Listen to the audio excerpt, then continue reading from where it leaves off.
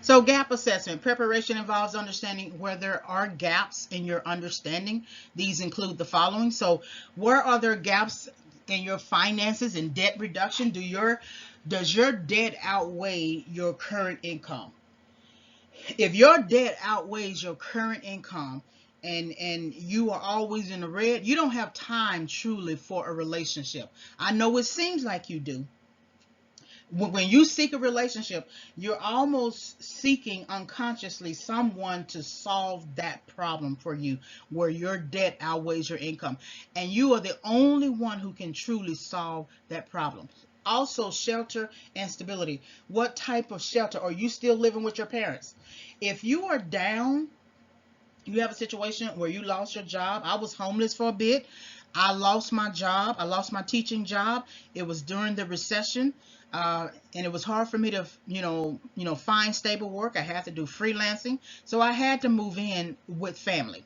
Now we struggled because they didn't understand how I could have the degrees that I have and not have work. It can happen, but I don't live with them now. That was for a time, that was for a season. I had to live in a shelter for a minute, and that was for a time and for a season. But I have been stable ever since 2013, and it's 2019, and that's what you want to look for. When someone is struggling, that's different from their everyday, generating income, working. Where are they living? Do they know how to live on their own?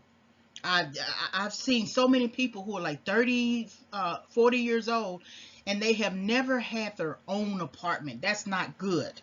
Work and savings plans. So you know that you need work to remain stable in your life. I understand that you might have a side hustle, a side gig, etc., etc., but you still need a stable force in your life to ensure that you can pull retirement, or you can leverage that job. Like I have teaching. I teach. Now teaching is a calling. At the same time, I can leverage teaching for other things that I want to do. And so work and having a savings plan are both important. If you don't have those two things, then that's a gap. Education and skill development. So you know that you need education. It's interesting how people, graduate from high school and they think they have it all together. But like I tell my students, what your childhood, your knowledge base is everything you learned in childhood at the house, all the way up to high school and graduation. Now, where are you going to take yourself? Where do you want to take yourself? You need to know that you need skills. College, people like to say that college is not for everybody. That's a lie. College is about reading and learning about the world around you. And you have to know the world around you. That means you need to pick up a book.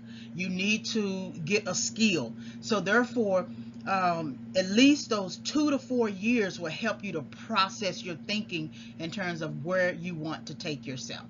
Emotional self-regulation and temperament. If you were still blowing up and cussing people out and telling people off and walking away and leaving the room, that's not going to work in a marriage. It might work with a friend.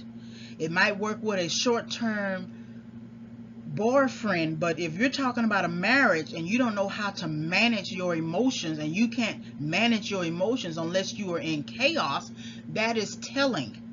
That is something that you need to think about and consider. So therefore, you should know your own gaps. No one should come to you and say, this is a gap for you. You know you.